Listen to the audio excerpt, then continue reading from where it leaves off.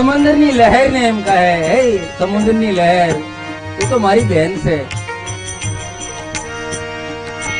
લહેરું મારી બેની સમંદરની, લહેરો મારી બેની સમંદરની, લહેરું મારી બેની સમંદરની, લહેરો મારી બેની સમંદરની, હેજી હળવે હાથે હિસોળો ના વલજે, હેજી હળવે હાથે ઈશ્વર નામજો. એ સમુદ્રની લહેર, તું તો મારી બહેન છો. મારા પતિની નૌકા આવે,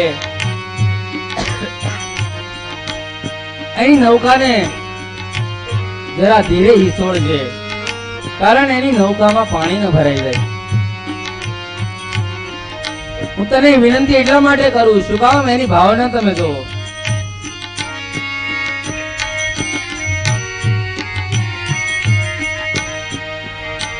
બાળુ દાના બાપુ નથી ઘરમાં, બાળુડાના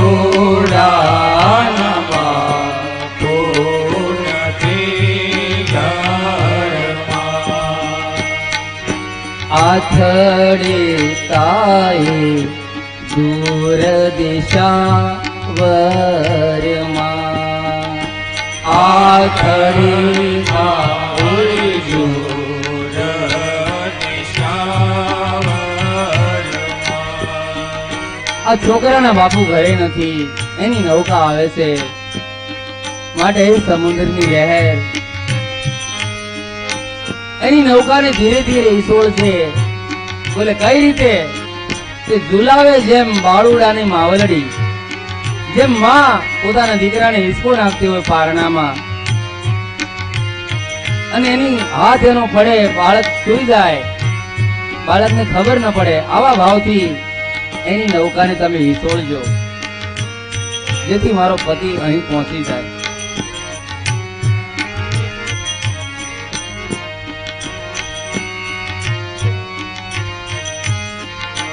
ધીરે ધીરે પવન વધવા લાગે, એમ કહેવાય મુશળાધાર વરસાદ શરૂ થઈ જાય.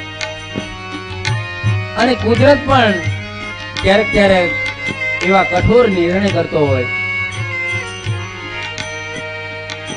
જાણે પતિ પત્નીનું મિલન કુદરતને ગમતું ન હોય, અને એમ કહેવાય નૌકા દેખાતી બંધ થઈ ગઈ. સ્ત્રીને એમ થાય હમણાં તો નૌકા દેખાતી હતી, ઘડીકમાં જેવો દેખાતી બંધ થઈ ગઈ, સાંજ ઢળી ગઈ, મુશળાધાર વરસાદ પડે છે, હવે શું કરવું? મહિલા પોતાના બાળકની સાથે વાતો કરે છે. અંધારું થવા લાગ્યું, હજી પતિના નૌકાનો તો કઈ ખબર નથી, કઈ વાવડ નથી. ત્યારે પવનને કહે, એ પવન, તું તો મારો માં જેનો વીર છો, એક વાત કહું તને. શું કહે?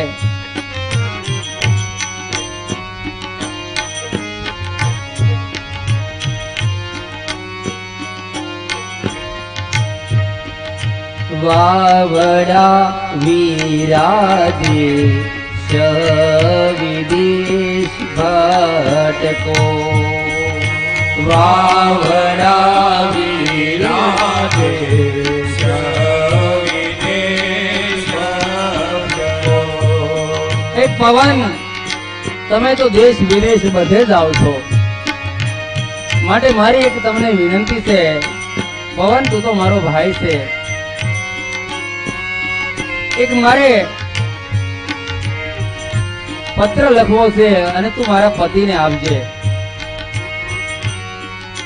અને પત્રમાં મારા માટે તમે શું લાવશો બાળકની માટે તમે શું લાવશો પરદેશથી એ કાંઈ નથી કહેવું, મારે તો એક વિનંતી કરવી છે. શું?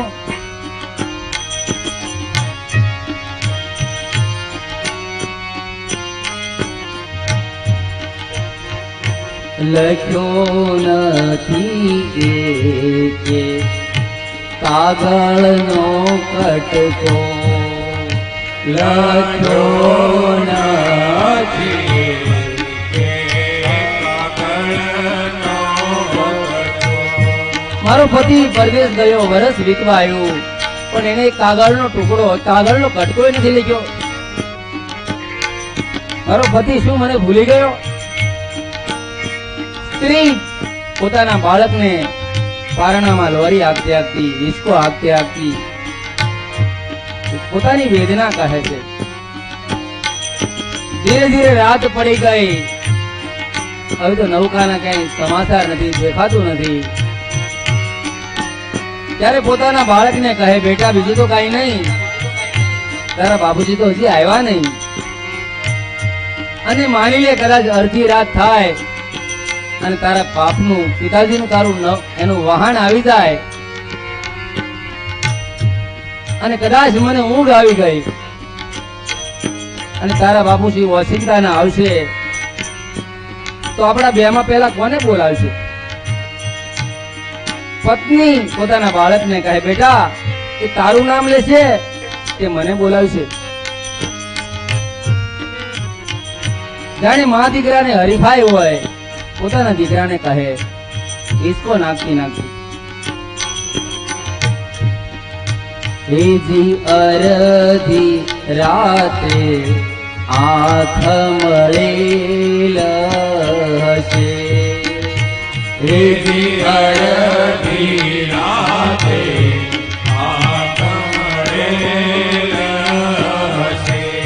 અડધી રાત થઈ ગઈ છે, કદાચ મને ઊંઘ આવી જાય, મારી આંખ મળી જાય, તો બેટા એક વાત કહું તને,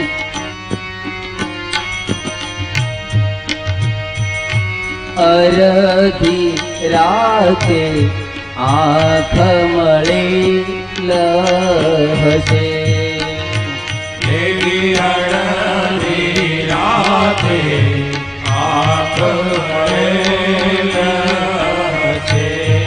ત્યાં તો ઝીણી ઝીણી સાકળ રણ જાણશે,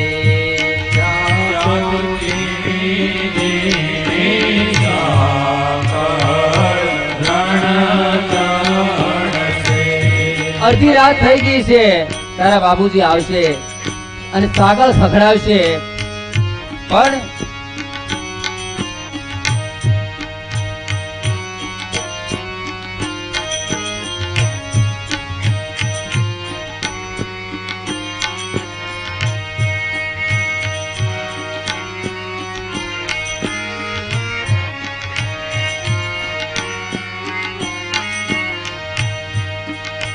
બેમાં પેલા સાદ કોને કરશે?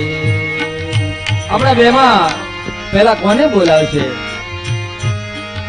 તને બોલાવશે કે મને બોલાવશે?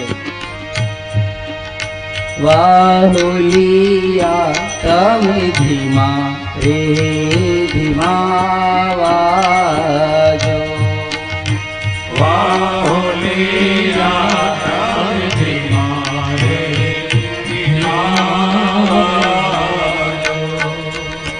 મેહુલિયા તમે મધરા મધરા ગાજો,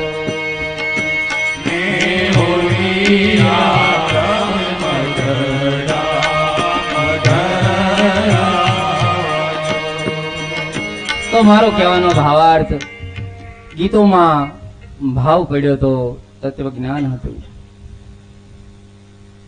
ગીતોમાં અદ્ભુત રહસ્ય હતું, ગીતોમાં પ્રાણ હતા. ભગવાન કૃષ્ણ અને રૂકમણી બંને તો પરમ તત્વ છે, એને શું પરણવાનું?